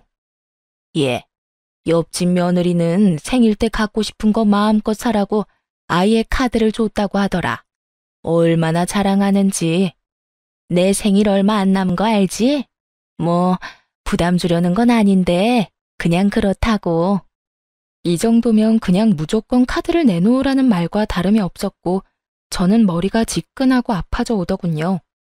시모는 이런 말을 꼭 저에게만 했고 그렇다고 해서 명절 때 제가 드린 용돈이 적지 않은데 이번엔 아예 카드를 대놓고 요구하니 곤란한 건 사실이었어요. 1년에 한 번뿐인 생일날 카드 정도야 줄 수 있다고 생각하시는 분들도 계실 텐데 제가 그때까지 경험한 시모는 카드를 줬다간 카드를 준 제 손목을 분질러버리고 싶을 정도로 생각 없이 쓸 것이 분명했기에 선뜻 손이 나가지 않더군요. 특히나 제 돈에 대해서는 경제관념이 아예 없는 사람처럼 군 적이 한두 번이 아니었기에 그 고민은 더욱 컸어요. 그래서 전 결국 남편과 상의하기로 했죠. 여보, 곧 어머님 생신인 거 알지? 왜? 갖고 싶은 거 있으시대? 그게 옆집 아줌마네 며느리가 생일 선물로 갖고 싶은 거 사라고 카드를 줬다고 하시더라고. 들어보니 어머님도 카드 받고 싶으신가 봐. 어떻게 하지? 그래? 어떻게 하긴 뭘 어떻게 해. 그냥 통 크게 카드 드려. 남편은 대수롭지 않게 말했고 전 그런 남편의 말에 참 어이가 없더라고요. 뭐? 아무리 그래도 카드를 어떻게 드려. 아무리 그래도 그건 좀 아닌 것 같아. 그깟 카드 좀 주면 어디가 덧나? 큰일이라도 난대? 우리 엄마 그렇게 생각 없는 사람 아니야. 아마 옆집 아줌마가 카드 받았다고 하니 본인도 며느리한테 카드 받았다고 자랑하고 싶어서 그러는 거지. 생각 없이 막 쓸 사람이 아니라고. 써도 얼마 쓰지도 않을 테니까 그냥 드려. 알겠어? 그래? 알겠어. 어쩌면 자신의 엄마를 몰라도 저렇게나 모르는지 화를 내며 호언장담하는 남편을 보며 어찌나 한심했던지 모릅니다. 제가 아무리 말해도 남편은 시모의 씀씀이를 받아들일 리 없었고 그랬기에 저는 일단 알겠다고 한 뒤 저희가 생활비 카드로 쓰는 남편의 카드를 시모에게 주었어요. 남편의 말처럼 자랑 목적으로 카드를 달라고 했다면 다행이지만 저는 절대로 그렇게 생각하지 않았으니까요. 시모는 카드를 받고선 어린아이처럼 기뻐했고 그날 저녁 남편은 사색이 된 얼굴로 집으로 돌아오더군요. 사색이 된 남편은 저를 보자마자 다짜고짜 화를 내기 시작했어요. 당신 생활비 카드로 백화점에서 쇼핑을 이렇게 하는 여자가 어디 있어? 이게 다 얼마야? 뭘 얼마만큼 산 거야 도대체? 무슨 말이야 그게? 내가 무슨 쇼핑을 해? 발뺌하는 거야? 참나. 이거 좀 봐봐. 이거 당신이 다 쓴 거잖아. 저의 물음에 남편은 씩씩거리며 승인 문자들을 보여주며 여전히 화를 내고 있었어요. 승인 내역을 보니 역시나 시모는 저의 예상대로 쇼핑을 아주 시원하게 했더라고요. 평소 남편 돈은 몰라도 제 돈은 어디 버튼이라도 누르면 나오는 돈으로 여기는 시모였기에 당연히 이런 상황을 예상했던 전 씩씩거리는 남편을 여유로운 표정으로 바라봤고 그 순간 다시 승인 문자가 울리더군요. 한 식당에서 뭘 얼마만큼 먹었는지 20만 원에 가까운 승인 문자가요. 이게 뭐야? 당신은 여기 있는데 왜 혹시 카드 잃어버렸어? 잃어버리긴 당신이 어머니한테 카드 주라며. 그래서 우리 생활비 카드 줬어. 뭐? 그럼 이게 다 엄마가 쓴 거란 말이야? 내가 아니라 어머님이 다 쓰신 거야. 하루 종일 아주 야무지게도 쓰셨네. 이게 다 얼마야? 그 순간 일그러진 남편의 얼굴에서 할 말이 참 많아 보였지만 자신이 한 말이 있어서인지 남편은 아무 말도 하지 못한 채 방으로 들어가 버리더군요. 전 그런 남편과 시간차를 두고 뒤따라 들어갔고 남편은 안방에 딸린 화장실에서 통화 중인 듯 했어요. 언뜻 카드, 쇼핑 이런 이야기들이 들리는 것을 보니 시모에게 전화를 하는 듯 했고 남편은 조금 화가 난 목소리인 듯 했지만 시모에게 별다르게 화를 내는 것 같진 않더라고요. 뭐 어떻게 화를 내겠어요. 자기 엄마가 생일날 며느리 카드인 줄 알고 신나게 쇼핑했는데 그거 가지고 크게 화를 내기에도 모호한 상황이니 그저 속만 끓을 뿐이었겠죠. 그렇게 통화를 끝낸 남편은 잠이 들 때까지 말 한마디 걸지 않았고 저 역시 그런 남편을 그냥 내버려 두었어요. 다음날 회사에 출근해서 일을 하고 있으니 화가 잔뜩 난 시모에게서 전화가 오더군요. 얘, 너 진짜 애가 왜 그러니? 내가 네 카드 달라고 했지 언제 내 아들 카드 달라고 했어? 아, 그거요. 어머님이 저번에 카드 달라고 한 거 그 애한테 말했더니 형식상 옆집에 자랑하고 싶어서 카드를 달라고 했을 거다. 절대로 생각 없이 막 쓰실 분이 아니다. 라고 하길래요. 그렇다면 아무 카드나 상관없다 싶어서 생활비 카드로 드린 건데 무슨 문제가 있나요? 아무것도 모르는 척 낭창하게 답하는 제 대답에 시모는 할 말을 잃은 듯 거친 숨소리만 들리더군요. 저는 거기에서 멈추지 않고 정말로 아무것도 몰라서 묻는다는 듯 말을 이어나갔어요. 설마 어머님 막 쓰신 건 아니죠? 그이가 어머님은 그렇게 몰상식하게 자식들 카드로 사치 부리는 사람이 절대 아니라고 저한테 호언장담했거든요. 그럴 리가 있니? 그냥 물어본 거다. 보니까 우리 아들 카드길래 그냥 물어본 거야. 아, 그러셨어요? 그래서 어머님도 옆집 아주머니께 자랑 좀 하셨어요? 그래. 아주 실컷 자랑했어. 그럼 끊으마. 시모는 짜증 가득한 목소리로 전화를 끊어버렸고 이로써 저는 시모가 제 생각과는 전혀 다른 사람이란 걸 확실하게 알게 되며 시모와 거리를 두며 지내게 되었어요. 시모와 거리를 두고 지내니 남편과의 관계도 나빠질 일이 없었고 나름 화목한 하루하루를 보내고 있었죠. 그러던 어느 날 전 하루 연차를 내고 친정에서 시간을 보내기로 했고 엄마와 밥도 먹고 오랜만에 휴식을 취하며 엄마가 휴대전화에 깔아달라고 했던 앱들을 깔고 있었어요.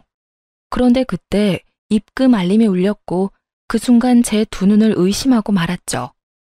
남편 이름으로 입금된 금액 5만 원. 참 경악스럽더라고요. 그 당시 저와 남편은 매달은 부담스러워 드리지 못하고 3개월에 한 번씩 양가 부모님께 용돈을 드리고 있었어요. 친정은 남편이, 시댁은 제가 드리고 있었는데 암묵적으로 정해진 금액이 30만 원에서 50만 원이었던 터라 저는 그렇게 드리고 있었는데 남편은 달랑 5만 원이라니 황당할 수밖에요. 전 그 자리에서 그간 입금 알림 문자들을 살펴보았고 남편 역시 처음엔 저와 비슷하게 보내다가 지난 1년 가까이는 5만 원을 보냈더군요. 5만 원이라니 저희 엄마를 무시하는 것도 정도가 있지. 이 정도면 그냥 보내지 않는 것이 더 낫지 않나요? 아무리 형편에 맞게 드리는 용돈으로 성의 표시라도 한다는 것이라지만 몇 달 뒤에 있는 자기 부모님 결혼기념일 기념으로 해외여행을 보내드린다고 큰돈을 들여 비행기 티켓부터 숙소까지 예약했다는 것을 뻔히 아는 상황이라 더욱 화가 나더군요. 전 괜히 엄마까지 신경 쓰이게 하고 싶지 않아 아무런 티를 내지 않고 시간을 보내다 집으로 돌아왔어요. 부글부글 끓는 마음을 안고 남편을 기다렸죠. 퇴근한 남편이 돌아오자 저는 현관문에서부터 남편에게 따져 물었죠. 당신 진짜 너무한 거 아니야? 다짜고짜 너무하다니 무슨 말이야? 알아들을 수 있게 말해줘야지. 나 다 알고 있어. 당신 근 1년 동안 우리 엄마한테 용돈 5만 원씩 보냈더라. 우리 엄마가 거지야? 5만 원이 없을까봐? 그럴 거면 차라리 보내지 말았어야지. 난 매번 당신 집에 적을 땐 30만 원, 많을 땐 50만 원씩 드리는 거 뻔히 알면서 뭐 5만 원? 지금 장난해? 우리 집이 그렇게나 만만하게 보였어? 애초에 양갓집에 3달에 한 번씩 용돈 주자는 사람도 당신이었잖아. 이러려고 용돈 주자고 했어? 아니, 그게 아니라 당신도 알잖아. 우리 엄마가 그때 생활비 카드로 쇼핑도 과하게 하기도 했고 이번에 부모님 결혼기념일에 여행 보내드린다고 돈도 많이 쓰기도 해서 여유가 없었어. 그걸 말이라고 해? 그럴 거면 아예 보내질 말든가. 나한테 말하든가 했어야지. 애들 용돈 주는 것도 아니고 3달에 한 번, 그것도 당신이 그렇게 하자고 해서 드리는 용돈인데 그걸 딸랑 5만 원을 보내는 게 말이 된다고 생각해? 그리고 당신이 5만 원씩 보내기 시작한 게 1년이 다 돼가던데 그걸 변명이라고 하고 있는 거야? 지난 1년 동안 그렇게 힘든데 최근에 당신 부모님 해외여행 보내드릴 생각은 어떻게 했어? 다 말이 안 되잖아. 미안해. 이리저리 좀 힘들어서 그랬어. 내가 힘들다고 안 보내기엔 장모님이 기다릴 것 같아서. 그래도 5만 원은 아니었는데 미안해. 한 가지 확실하게 말할 수 있는 건 장모님을 무시한다거나 그런 건 전혀 아니었어. 난 장모님도 아무 말씀 안 하시니까 지레심작으로 괜찮으신가 보다 하고 안일하게 생각했어. 정말 미안. 그런데 어떻게 알았어? 혹시 장모님이 말씀하셨어? 우리 엄마가 그런 말을 했겠어? 그런 말을 할 거였으면 당신이 5만 원도 용돈이라고 처음 보냈을 때 당장 말했었겠지. 내가 오늘 친정 가서 엄마 휴대전화 정리해주다가 봤어. 내가 진짜 엄마 볼 면목이 없어서. 어쨌든 당신한테 정말 실망이야.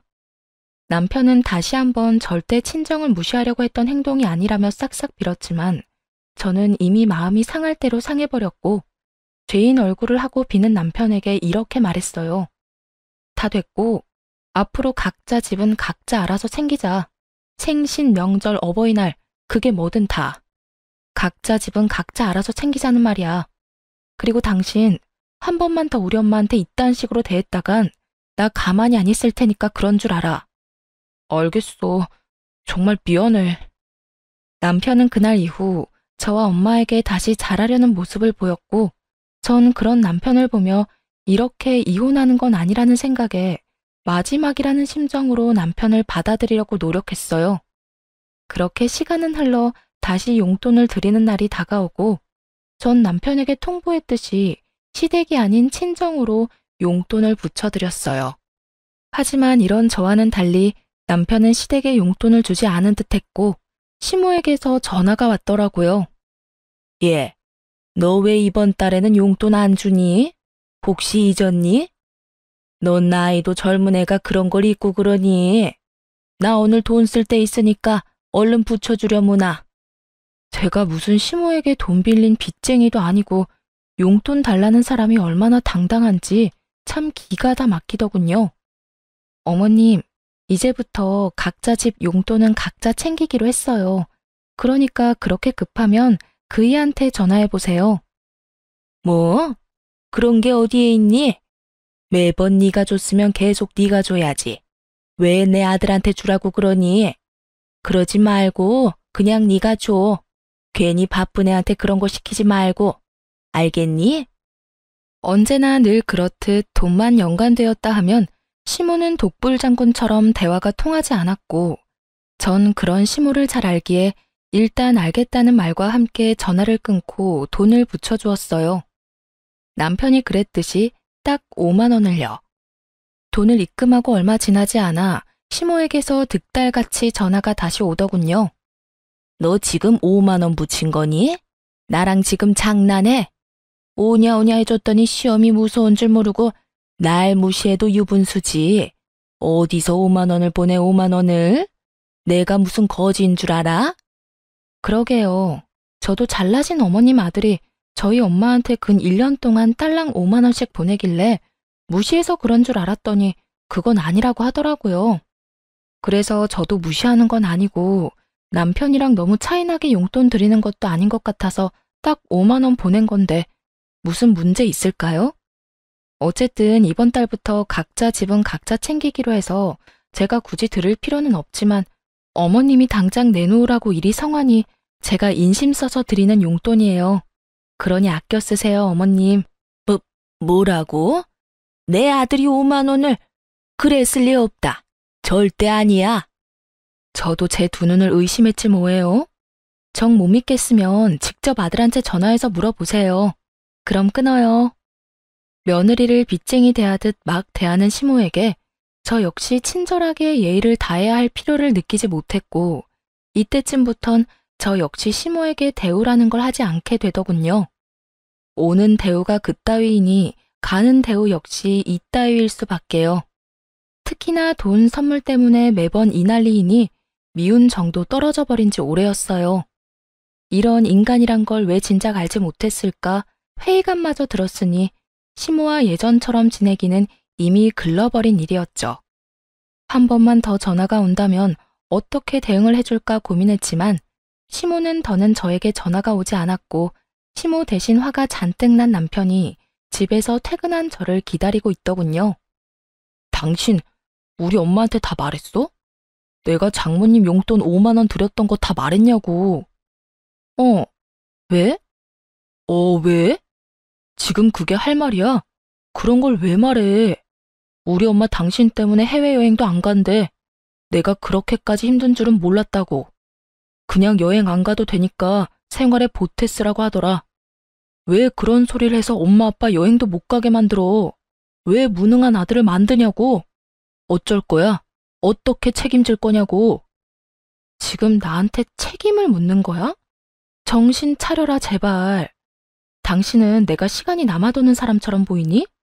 내가 시간이 남아돌다 못해 심심해 미치기 직전이라 어머니한테 전화까지 해서 어머님 잘난 아들이 우리 엄마한테 용돈이랍시고 5만 원씩 주고 있었더라 하고 미주알 고주알 다 말하고 다녔을까 봐? 그럼 엄마가 어떻게 한 거야? 어떻게 알았겠어. 상황이 머리에 안 그려지니? 그 대단하신 당신 엄마가 나한테 오늘 전화 왔더라. 용돈 내놓으라고. 난 무슨 어머니한테 빚이라도 진 줄 알았어. 고함 지르는 것도 모자라서 욕까지 하면서 돈 내놓으라고 하는데 내가 참 할 말이 없더라고. 그래서 5만 원 보내드렸더니 더 난리 부리시던데. 그래서 다 말해드린 거야. 해외여행? 참나 진짜. 그냥 잘 됐다고 생각해. 그렇지 않아도 그 여행 예약 때문에 금전적인 타격도 컸을 텐데 다 취소하고 그 돈으로 용돈이나 더 챙겨드려. 아까 어머님이 오늘 꼭 쓸 데 있다고 돈 빨리 달라고 하던데. 아무리 그런 상황이라도 꼭 그런 말까지 해야 했어? 그리고 그런 상황이면 나한테 말해서 용돈 드리라고 하면 되지. 꼭 나한테 복수하는 사람처럼 겨우 5만 원을 붙여줬어야 해? 당신 정말 너무한 거 아니야? 너무한 사람이 누군데. 회사에서 일하는 시간인 거 뻔히 알면서 전화해서 돈 맡겨놓은 것처럼 돈 내놓으라고 욕하는 건 안심해? 아니, 어머님은 내가 돈 나오는 기계도 아니고 왜 매번 당신 돈은 그렇게나 아까워하면서 내 돈은 당연한 거라고 생각하시는 거야? 그 생각 자체가 너무한다고 생각 안 해? 전 그간 쌓였던 말을 뱉어냈고 그런 저를 보던 남편은 씩씩거리며 집을 나가버리더군요. 그렇게 집을 나가버린 남편은 새벽까지 돌아오지 않았고 늦은 새벽 다른 사람도 아닌 엄마에게서 전화가 걸려왔어요. 저는 걱정스러운 마음에 전화를 받았고 엄마는 다급한 목소리로 집으로 빨리 오라고 하더군요. 남편이 지금 친정에 왔다면서요. 희정아, 너 지금 빨리 집으로 좀 와. 엄마, 왜? 무슨 일 있어? 이 새벽에 무슨 일이야? 그게 정서방이 지금 여기에 왔어. 보기엔 술 많이 먹은 것 같은데 엄마 혼자서는 감당이 안 돼. 뭐? 정서방이? 그래, 보니까 많이 속상한 일이 있었는 것 같은데 빨리 와서 데리고 가려무나. 수학이 넘어 엄마의 다급한 목소리와 함께 잔뜩 취한 남편의 목소리가 들려오는데 정말 이게 무슨 일인가 싶더군요. 전 서둘러 친정으로 갔고 현관문을 열고 마주한 장면은 정말 최악 중의 최악, 가관 중에 그런 가관도 없더군요. 온 거실에 남편이 풍기는 술 냄새로 가득했고 제 몸 하나 가누지 못하고 있는 남편은 엄마를 향해 제 욕을 서슴없이 하며 술주정을 부리고 있더군요. 장모님 잘난 그 딸이 글쎄 남편 무시하는 것도 모자라 시댁까지 무시하고 있다고요. 정서방, 자네 많이 취했네. 할 말 있거든 내일 하고 오늘은 그만 돌아가게. 네, 저 취했습니다. 술 좀 먹었어요. 제가 왜 이렇게 술 먹었는지 아세요? 글쎄, 오늘 우리 엄마한테 5만 원을 보냈다네요. 어쩌면 그럴 수가 있냐고요. 제가 5만 원 보냈다고 자기도 5만 원 보냈대요, 글쎄. 이게 말이나 되나요? 친정이랑 시댁이 같냐고요. 저 여자 아주 몹쓸 여자예요.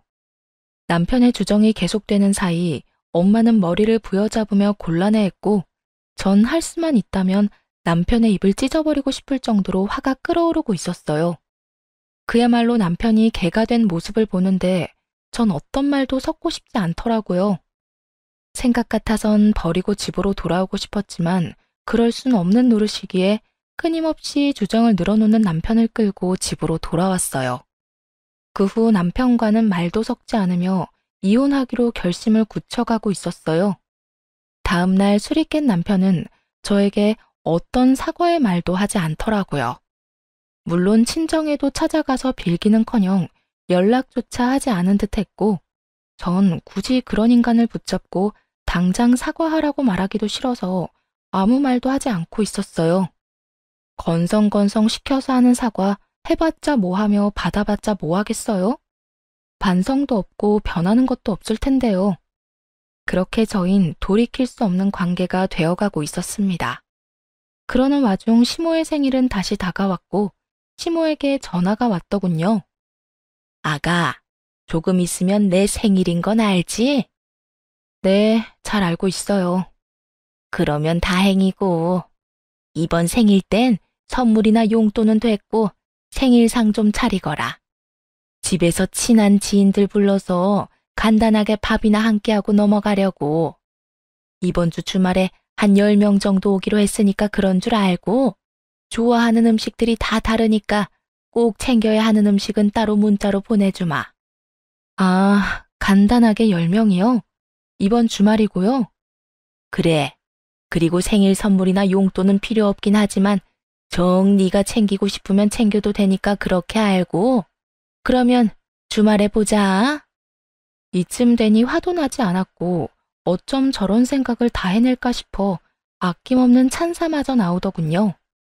제가 전화를 끊고 헛웃음을 뱉어내고 있으니 그런 저를 보던 남편이 무슨 일이냐고 물어왔고 전 남편에게 알려주었어요. 왜? 무슨 일이길래 그렇게 웃어? 우리 엄마 아니야? 맞아. 곧 어머님 생신이잖아. 이번엔 간단하게 지인분들 불러서 생신하고 싶다네. 간단하게 한 10명 부를 테니까 와서 상 차리라고. 10명이 간단하게가 맞는 거야? 당신 생각은 어때? 생신상? 그게 왜? 그리고 10명이면 간단한 거지. 옛날에는 동네 잔치도 하고 그랬어. 그 정도는 며느리로서 당연히 해야 할 도리 아니야? 이러니 저러니 군말하지 말고 생신상이나 제대로 준비해. 엄마 친구분들도 많이 오신다고 하니까 엄마 망신당하지 않게 제대로 솜씨 발휘해보란 말이야. 언제는 자기 부모 생신인데 왜 저보고 그런 고생을 하냐며 자기 부모 생신 땐 자신이 미역국부터 해서 다 준비할 테니 신경도 쓰지 말라던 남편은 어느새 저런 골빈말이나 뱉어내는 놈으로 변해 있더군요. 기대를 한 것은 아니었는데 이렇게 변해버린 남편을 직면하고 나니 더는 이런 남자와 함께 살 이유가 없다는 생각이 들더군요. 그깟 생일상 충분히 차려드릴 수 있는 일이었지만 이때까지 일어난 일들로 인해 충분히 시댁과 남편에게 실망했고 무엇보다 이혼을 고민하는 와중이었잖아요. 친정에서 그런 잘못까지 저질러 놓고서도 관계의 개선을 위해 전혀 노력하지도 않는 남편을 보며 저 역시 가정을 지키는 것을 포기한 것이었죠. 그렇게 이혼을 결심하는 그 순간에도 시모는 눈치도 없이 생일상에 꼭 올려야 할 음식들을 문자로 보내오고 있었고 전 이렇게까지 하는 시모를 보며 이혼 통보의 날을 시모의 생일로 정하게 되었습니다. 드디어 기다리고 기다리던 시모의 생일날, 전 남편과 함께 시댁으로 향했고 당연히 양손 가득 장을 봐올 거라 생각했던 시모는 빈손으로 시댁에 들어서는 저를 보며 이렇게 말하더군요. 예, 너 왜 빈손이니? 재료는 장 안 봐서 왔니? 아, 혹시 출장 뷔페 불렀니? 하긴 요새는 그렇게도 많이 한다고 하더라. 쓸데없이 가짓수 많이 하지 말고 제대로 된 음식 몇 가지 제대로 예약하지 그랬어. 음식은 괜찮게 한다니? 오늘 오는 친구들이 입이 고급이라 걱정스럽긴 하네. 시모는 혼자 김칫국을 사발채 들이키고 있었고 저는 그런 시모와 남편에게 할 말 있다며 잠시 앉아보라고 했죠. 그렇게 시모와 남편은 제 앞에 나란히 앉았고 전 준비한 말들을 시작했어요. 어머님, 오늘 출장 뷔페는커녕 생일상 준비조차 안 했으니까 지금이라도 친구분들 오지 말라고 연락하세요. 제 말에 시모와 남편은 인상을 있는 대로 구기더니 차례대로 저에게 따져 묻기 시작하더군요. 그게 무슨 말이니? 생일상을 안 차린다니? 너 오늘 내 생일인 거 잊었니? 생일상도 안 차릴 거면 여기에 왜 온 거야? 그러게, 당신 지금 무슨 말을 하고 있는 거야? 오늘 엄마 생일상 준비하라고 했었잖아. 며느리가 돼서 그 정도는 당연히 해야 한다고 했던 내 말 잊었어? 하나뿐인 며느리가 하나뿐인 시어머니 생일상 하나 못 차린다는 게 말이 된다고 생각해? 두 사람은 사태 파악을 전혀 하지 못하고 저에게 따져묻기 바빴고 전 그런 두 사람에게 통보했습니다. 당신 말이 맞아. 그러니까 나 이 집 며느리 더는 안 할 거거든. 어머님, 저희 집 며느리 자리 반납할게요. 더는 더럽게 치사해서 못 해먹겠어요. 그러니까 제가 생신상이든 밥상이든 차릴 필요가 없지 않나요? 저의 통보에 시모는 멍하니 저를 바라보았고 남편은 득달같이 몸을 세우며 저에게 따져 묻더라고요. 뭐? 그게 무슨 말이야? 며느리를 안 한다니? 설마 이혼이라도 하자는 말이야? 이혼해. 나 더는 이런 집 며느리도 당신 부인도 못 해먹겠어. 야, 이런 일로 이혼은 무슨 이혼이야? 생신상 차리는 게 뭐라고 이혼까지 해? 당신 이것밖에 안 되는 사람이야? 당신 정말 멍청하구나. 내가 이까지 생신상 때문에 이혼까지 하겠어? 그러면 도대체 왜 이혼까지 하자는 거야? 이걸 모르니까 이혼하자는 거야. 당신, 우리 친정에서 그런 일 있고 나서 우리 엄마한테 찾아가서 용서는 빌었어? 찾아가지는 못하더라도 전화로 용서는 구했냐고. 그것뿐이야. 이때까지 당신이 나한테 한 모든 행동들 너무 실망스러웠지만 꾹꾹 참았는데 더는 안 되겠어. 사위로서 도리는 다하지도 않으면서 며느리로서 도리는 과하게 바라는 당신이랑 더는 살고 싶지 않아. 남편은 자기가 저지른 잘못은 아는지 말이 없었고 그런 남편을 대신해 시모가 저에게 따지고 묻기 시작하더군요. 용서? 내 아들이 왜 사돈한테 용서를 구해야 해? 내 아들이 뭘 그렇게 잘못할 일이 있다고. 용서는 네가 나한테 구해야지. 이게 무슨 버릇없는 짓거리야? 어디 시어미 앞에서 이혼을 운운해? 어머님 그 잘난 아들이 꼭두 새벽에 만취가 돼서 친정에 찾아갔어요. 그뿐이에요. 저희 엄마 들으라고 제 욕을 또 얼마나 했는지 몰라요.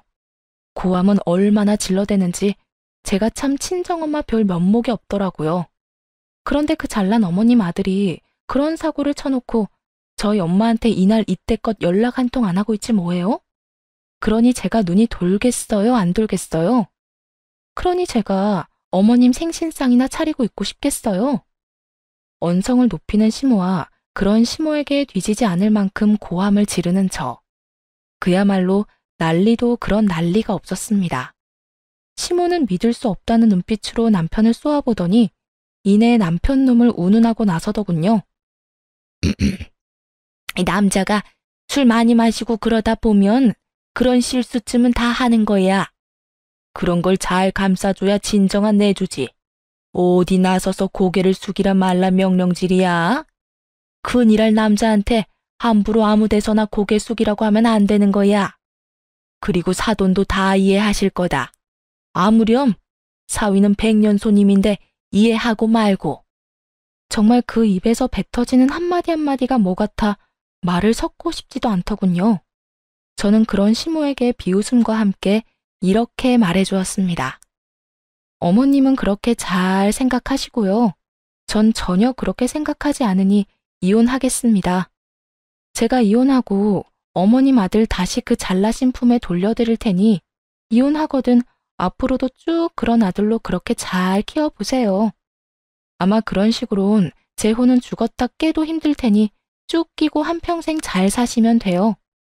이 인연이 말이면 단 줄 아나 어디서 그딴 막말을 해? 막말은 무슨? 진심인데요. 잘 생각해 보세요. 재혼을 한다 한들 어떤 여자가 버티고 살겠어요? 그러니까 저처럼 남의 집 귀한 자식 인생 망치지 말고 그냥 어머님 품에 쭉 끼고 사세요. 시모는 제 말에 화가 잔뜩 났는지 몸을 부들부들 떨며 제 뺨을 때려버리더군요. 한 대 맞을 각오는 했던 터라 놀랍지도 않더군요. 저는 시모에게 맞자마자 놀란 눈으로 상황을 지켜보는 남편에게 다가갔고 그대로 남편의 뺨을 때려버렸어요. 제가 남편의 뺨을 있는 힘껏 때려버리자 시모는 악소리를 지르며 저에게 달려들더군요. 내 인연! 어디서 내 아들을 때려? 네가 뭔데? 니까짓 게 뭔데 내 눈앞에서 내 아들을 때려? 오늘이 네 제삿날인 줄 알아. 내가 더 가만히 둘 것 같아? 전 악다구니를 쓰며 달려드는 시모의 팔을 붙잡아 내팽개치며 이렇게 말했어요. 제가 한 대 맞아들이니까 힘으로 저를 이길 수 있을 거라고 생각했어요? 예의상 한 대 맞아들인 거고 더는 남아있는 예의가 없어요. 그러니까 다신 제 몸에 손대지 마세요. 시모는 남편의 옆으로 고꾸라졌고 전 그런 두 사람에게 이렇게 말했어요. 이젠 정말 이혼밖에 없어. 그러니까 조용히 이혼해. 구질구질하게 굴지 말고. 저를 죽일 듯이 노려보는 시모와 망연자실한 남편 놈을 뒤로 한 채 저는 현관문을 열었고 현관문 앞은 언제 온 것인지 시모의 친구들이 줄지어 현관에 귀를 대고 있더군요. 언제 온 것인지 확실히 알 순 없었지만 한 가지 확실히 알겠는 건 저희의 다툼을 모두 들었다는 것이었어요. 저마다 표정이 놀람과 호기심 그리고 경악으로 눈을 반짝이고 있었거든요. 전 그런 구경꾼들을 위해 현관문을 닫지 않고 들어가 보라고 했고 그 열린 문틈으로 시모의 한탄이 들어오더군요. 이놈아, 어쩌다 그런 짓까지 했어? 술을 마시려거든 곱게 마셔야지. 어쩌다 사돈집까지 찾아가서 그딴 주정을 부렸냐고. 그리고 그딴 짓을 했으면 당장 다음 날이라도 찾아가서 용서를 구했어야지. 뭘 잘했다고 고개 빳빳이 들고 그러고 있어? 네가 사돈 용돈으로 5만 원 줬다고 할 때도 내가 기가 막혔는데 뭐? 술주정? 이걸 어쩔 거야? 그러면 어떻게 해? 돈이 없는데. 이게 다 엄마 때문이잖아. 엄마가 내 카드로 쇼핑만 안 했어도 5만 원 드릴 일도 없었고 엄마가 해외여행 보내달라고 노래만 부르지 않았어도 내가 그렇게 생활이 힘든 일은 없었다고. 술주정? 그까짓 게 왜? 엄마가 아까 그랬잖아. 남자가 술 마시고 그러다 보면 그런 실수도 하는 거라고. 실수 좀 한 것뿐인데 굳이 내가 장모님한테 찾아가서 용서까지 빌어야 해? 내가 왜? 아니 이 녀석이 진짜 그래도 정신 못 차리고. 나 같아도 이혼하지 이혼해. 나 같아도 너 같은 인간이랑 못 살겠다. 그때까지도 정신을 못 차린 남편과 그런 남편을 질책하는 목소리가 밖으로 새어나오고 시모의 지인들은 저마다 남편을 욕하기 바쁘더군요. 저런 인간 말종도 또 없다고요. 전 그런 욕들을 뒤로 한 채 집으로 돌아왔고 그 이후 빠르게 이혼을 진행했어요. 남편은 저의 예상대로 이혼의 비협조적이었고 전 소송까지 진행하게 되었죠. 소송을 진행하는 동안 전 친정에서 지내고 있었고 남편은 마지막까지 발악하며 친정까지 찾아와 울고불고 하며 빌더군요. 여보, 정말 잘못했어. 내가 정말 미쳤었나 봐. 막상 당신이랑 이혼해야 한다고 생각하니까 나 정말 죽을 것만 같아. 나 당신 없이 못 살아. 그러니까 사람 하나 살리는 셈 치고 한 번만 용서해주면 안 될까? 어쩌지? 난 당신이랑 살면 죽을 것 같은데? 여보, 내가 진짜 잘할게. 정말이야. 내가 이렇게 빌잖아. 진작 좀 잘하지 그랬어. 이제 와서 이래봤자 소용없으니까 그만하고 돌아가. 단호한 저의 태도에 남편은 도저히 안 되겠다 싶었는지 엄마 다리를 붙잡고 늘어지더군요. 장모님, 제가 앞전엔 정말 잘못했습니다. 제가 술을 너무 많이 마셔서 제정신이 아니었다고요. 그러니까 장모님이 이 사람 좀 설득해 주세요. 이런 일로 이혼이라니 말도 안 되잖아요. 그러게, 진작 좀 잘하고 살지. 이제 와서 이렇게 한들 무슨 소용이야. 이미 마음이 떠난 것을. 그러지 말고 일어나서 돌아가게. 나도 더는 할 말이 없네. 장모님, 그런 일 있기 전까지 제가 얼마나 잘했습니까? 이번 한 번만 넘어가 주시면 그것보다 곱절로 더 잘하며 살겠습니다. 정말이에요. 각서라도 쓸 수 있으니 한 번만 더 믿어주세요. 남편 놈은 아예 엄마의 발밑에서 눈물 콧물 다 쏟으며 애원했지만 그간 이야기를 다 들은 엄마는 마음을 돌릴 리 없었고 한참을 빌던 남편은 지쳤는지 축 처진 어깨를 하고 돌아가더군요. 그 꼴을 보는데 안쓰러운 마음이 들기는커녕 다시는 찾아오지 말라고 소금까지 뿌려주었습니다. 그렇게 이혼만 마무리되길 기다리는데 시모까지 친정으로 찾아왔더군요. 전혀 예상치 못한 시모의 방문에 이게 무슨 일인가 싶더군요.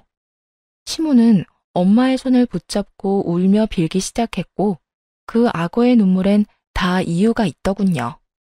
사돈, 앞날 창창한 애들 이혼까지 해서 되겠어요? 그러지 말고 사돈이 설득 좀 시켜주세요. 아이고 사돈, 저한테 이러셔도 아무 소용 없어요.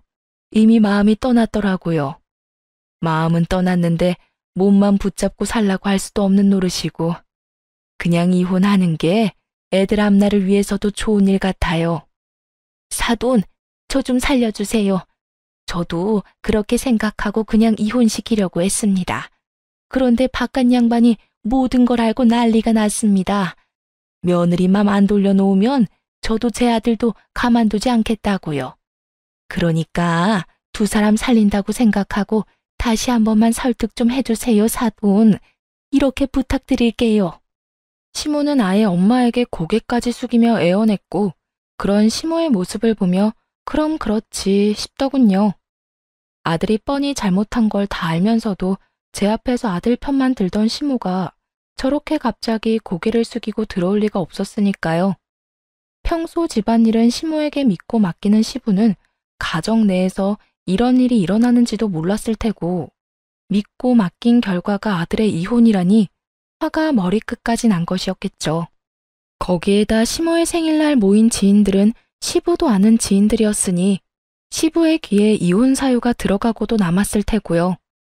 화를 잘 내지 않는 대신 한번 화를 내기 시작하면 끝장을 보고야 마는 시부의 정성을 잘 아는 저였기에 시모의 저 자세가 이해되고도 남더군요. 시모는 계속해서 엄마에게 매달리고 있었고 다른 사람도 아닌 시모가 그런 식으로 나오니 엄마도 남편에게만큼 강경하게 대응하지 못하고 있더군요.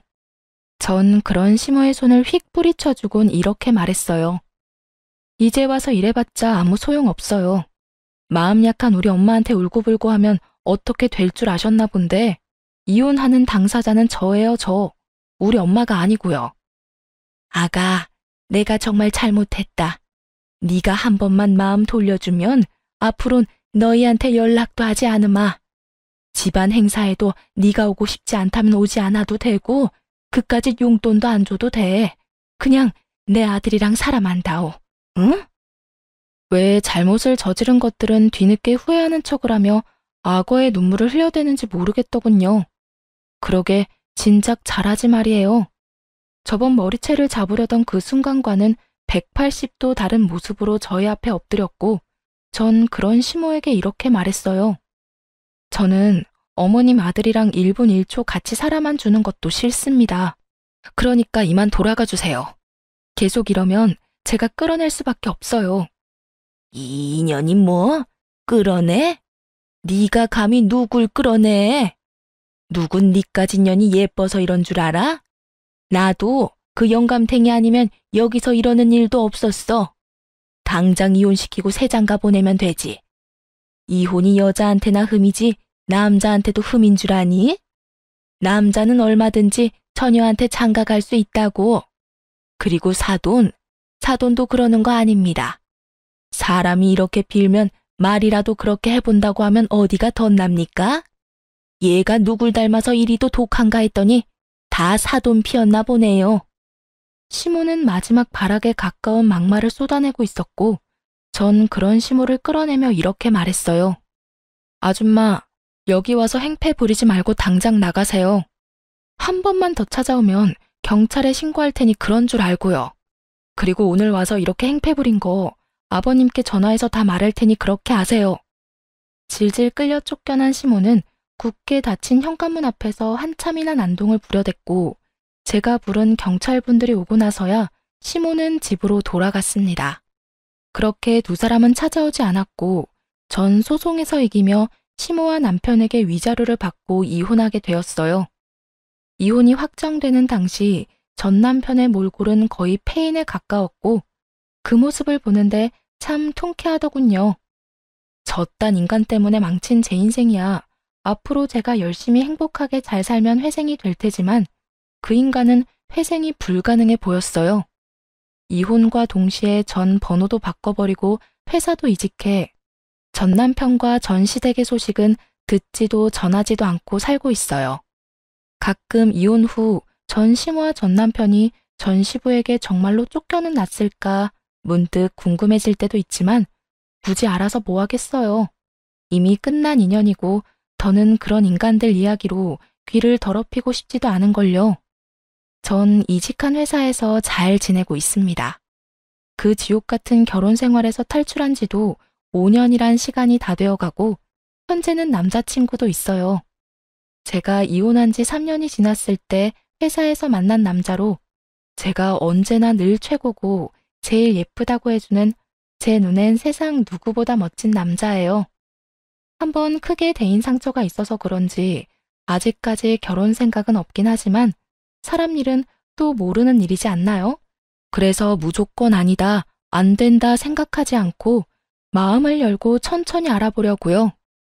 이로써 저의 긴 사연도 끝이 났어요. 어떠셨나요?